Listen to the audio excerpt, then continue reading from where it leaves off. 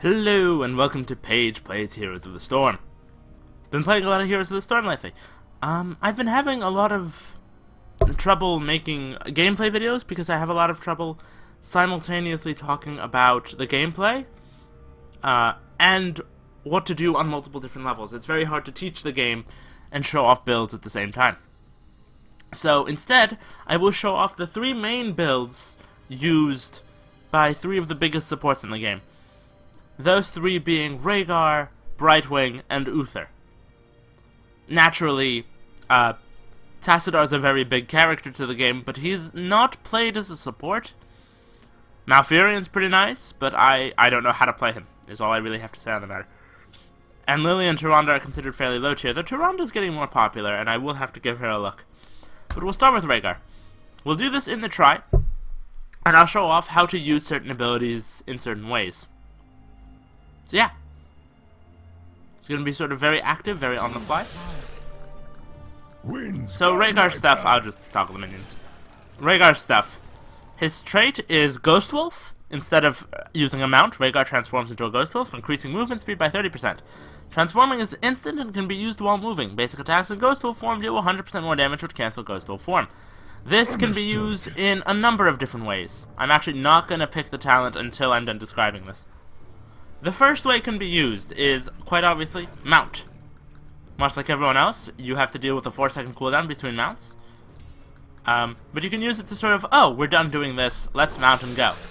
Because it's instant, you don't have to worry about... I smell fear. You don't have to worry about sitting there and losing time. You actually gain a lot of time with Rehgar's mount, even though it's 10% slower than all other mounts. The secondary use for it is in combat. Look, Rehgar. Say, Arthas is running from me. I can chase him down now because I can mount instantly. Arthas is a bad example for this, but I don't particularly mind. Stick well. And the third use of this is, of course, the damage itself. You have, with this mount, if you know you won't be going anywhere, you can just get a critical hit every 4 seconds. Just hit the mount between attacks, and then you get the crit. It's a very easy way to bring up your damage. Useful particularly against mercenary camps. When you're running away, just protect yourself. Now, the build Rehgar generally uses is known as the sort of jack-of-all-trades Rehgar. At level 1, you have already 3 decent options. This is Colossal Totem. It's the worst of the 3. In that Totem doesn't do enough early game. But if you want to make the worst of the 4. But if you want to make a good Totem build, you can. Chain Healing is the good utility healing style. If you want to build Chain Healing to hell, you can try that. Empowering Charge is the offensive option if you want aggression in the early game. Or if your build already has enough healing, you take this. And otherwise, for most builds, particularly tanky builds, you take Healing Totem. You'll notice this pattern with a lot of his traits. His traits are very versatile in option, and can even be stacked towards different builds. But this is the main Rehgar build. Healing Totem.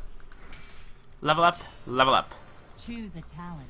At this trait, you have 2 main choices, and that's Farsight and Feral Heart.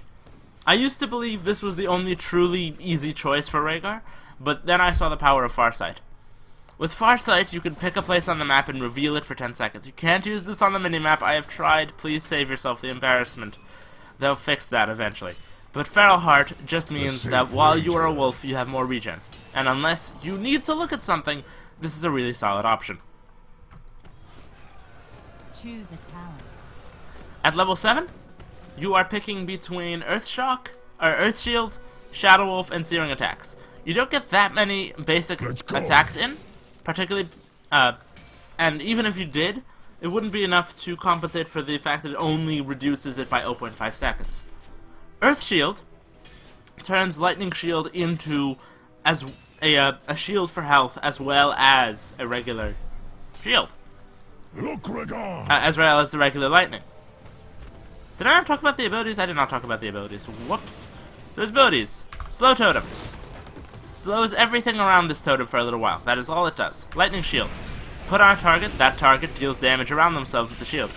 can be used on any minion or hero. Winds guide It my can be used on any moving target. You can't use W on buildings, Yes. but you can use it on yourself. It will stay on you while you are in ghost form. While in ghost form, you can also play any ability. It will not be improved, and it will take you out of ghost form for doing so. So yeah, level 7, you either take Earth Shield, which makes Lightning Shield also Understood. provide a shield.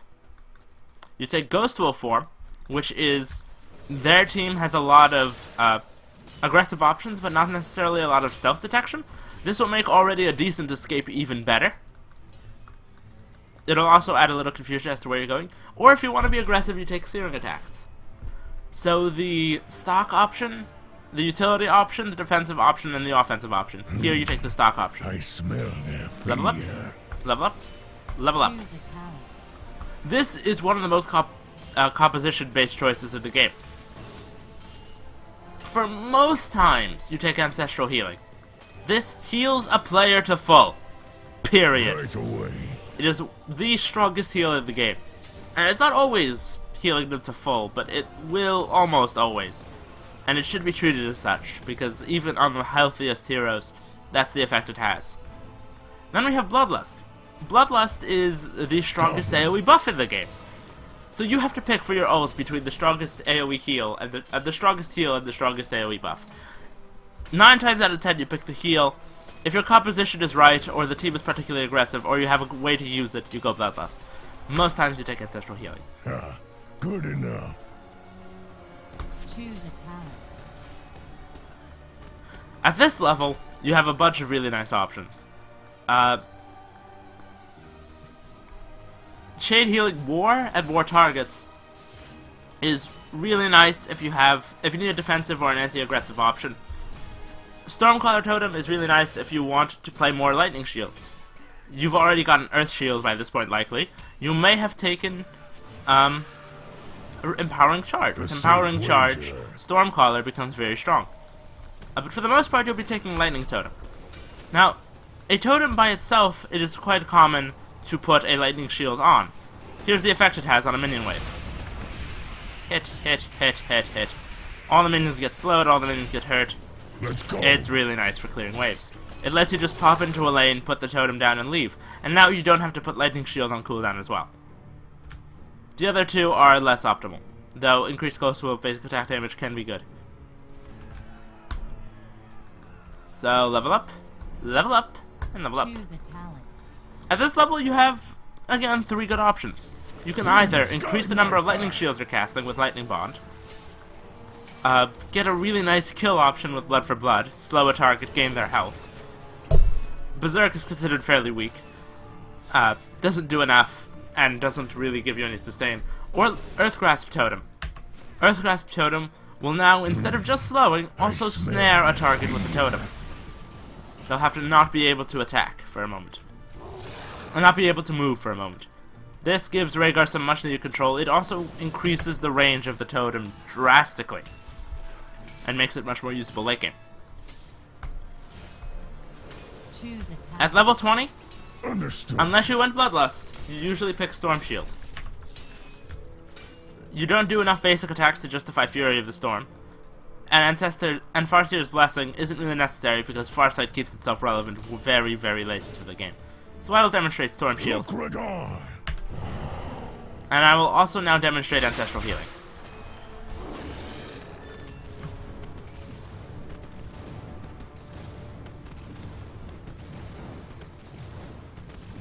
Any second now. The turrets might end up running out of ammo. That's hilarious. Ancestors, watch over you. Double. Set you straight to full. The healing does increase with each level too, which is very notable. So yeah, that's the build for Rehgar.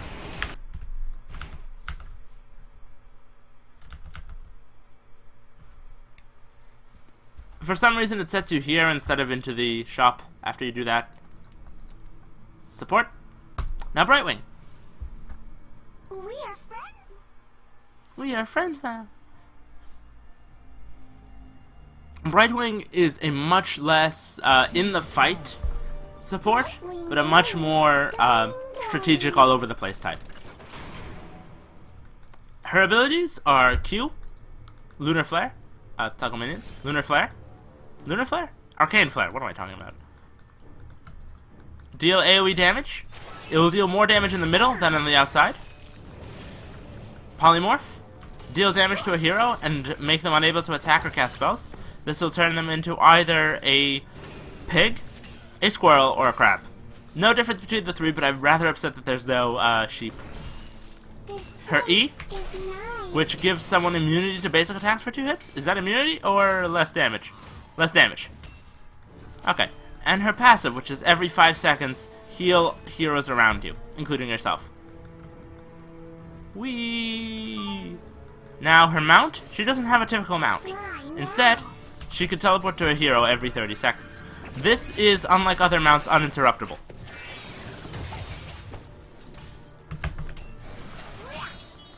At level 1, you take Bribe. Why? Her options are much more limited than many other heroes. But her gameplay is complicated enough to justify that. Scouting Drone is very easy to pick off and doesn't do enough. Shield Dust, because the shield itself doesn't actually protect you from the attack and instead just reduces the damage of it, it's less valuable to have another less damaged attack. And increased inner damage is only really good if you're trying some aggressive options, so you take Bribe. Bribe is actually useful, and you're often in lanes killing minions, or helping the death of minions anyway. Level up, level up, level up. Choose a talent. At this level, I've actually been uncertain what to take. These are all really nice options. Promote allows you to make a single minion very powerful. You have 2 charges of it, and it's every 60 seconds that a cooldown finishes. Envenom lets you damage a hero over time. And a Protective Shield allows you to protect an allied hero. You already do so much healing that the Protective Shield tends to be a bit redundant.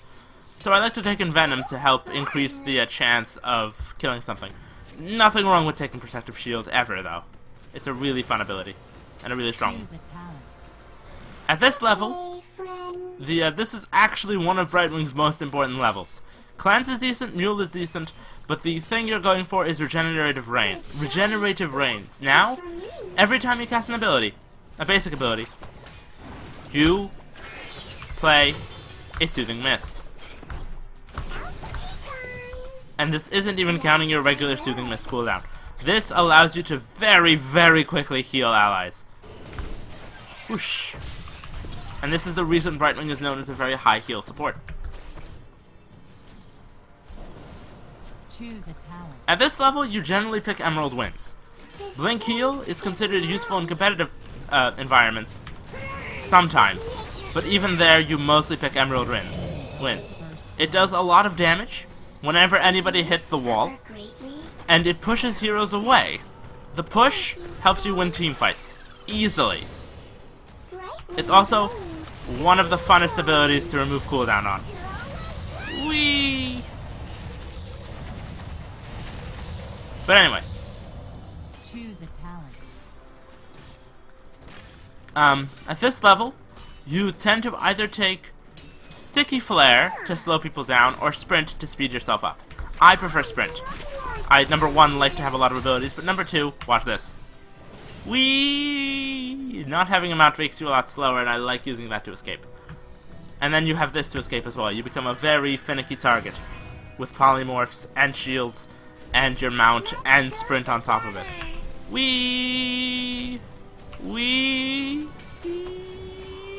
This is fun. This is way too much fun. Okay, back to business. Choose a talent. Here, you generally take Criterize. This makes your polymorph a very easy way to get rid of warriors and really beefy targets, and is generally really nice. Because normally polymorph just deals a bit of damage to them, now they take more damage from everyone. So in a team fight, someone who would normally survive rather well just becomes dead meat. Emphasis on meat. And then at level 20, you take Continuous Winds. Continuous Winds is basically what I've been doing. Now, the Blink and the Shield are decent, but you already provide enough health and have enough mobility that this, in team fights, clear cooldown, this is really nice. And you don't lose much for running it. Oh my god. I can get used to doing that.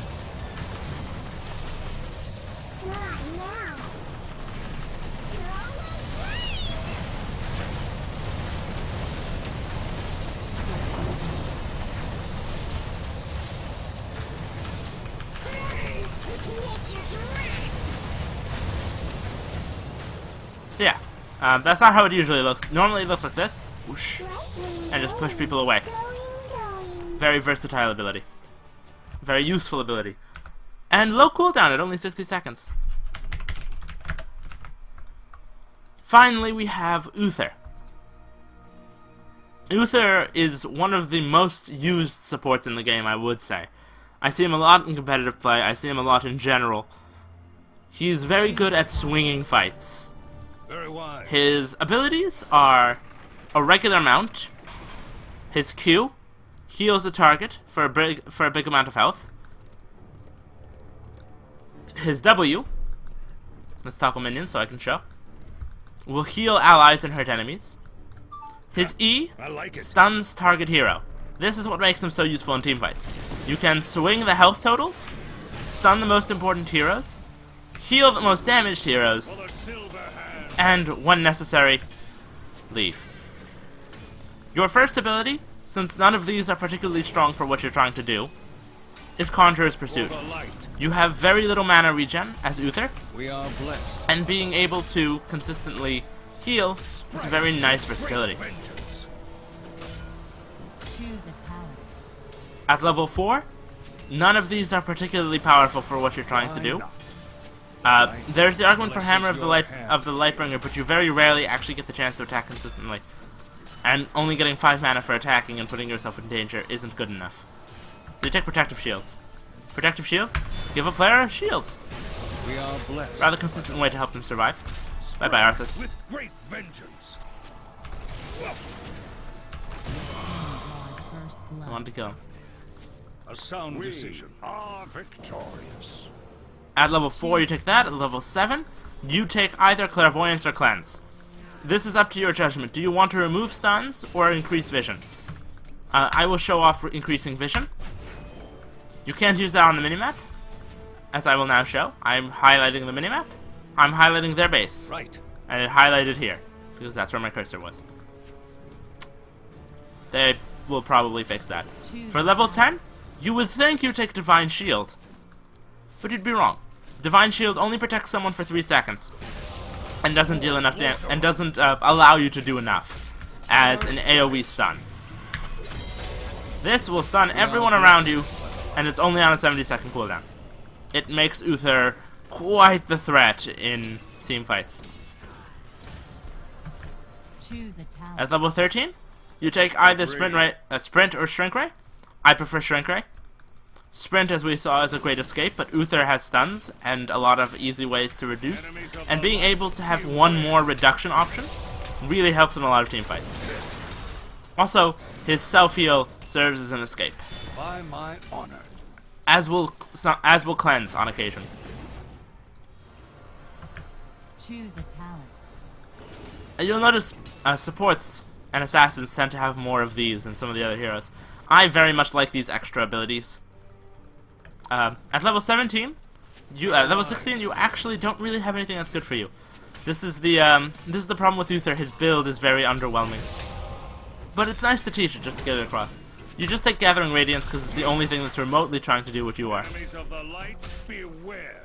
Oh, it's passive. His passive is whenever you die, you turn into a Ghost Uther. I like it. And I will demonstrate this by trying and failing to die. At level 20, you take... you actually have a choice here. Resurgence of the Storm is an incredible ability, but next to that, Divine Hurricane, being able to stun on a much larger range, Conquers all. and only on a 50-second cooldown. By my honor.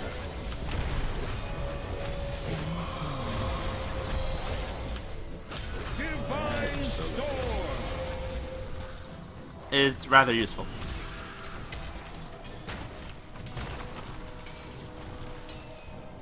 Now I'll let them kill me to show off his trait. His trait is probably one of the weakest in the game, because it's the only way to make use of it is to die.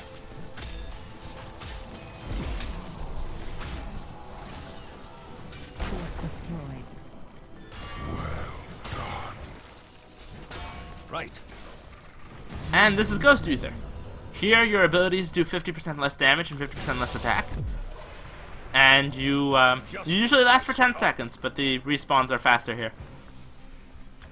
And you can continue to use your stuns and your heals and your attacks for 10 more seconds, for no mana cost because you're dead. And that's Uther's build. Less impressive than Brightwing's and less impressive than Rehgar's, but certainly important to know. Thank you for watching. If you have any questions, if you have anything to say, please say so in the comments, message me, tell me something. We had a good time. This has been Craft Squid, this is Paige. That's how you build sports. See ya!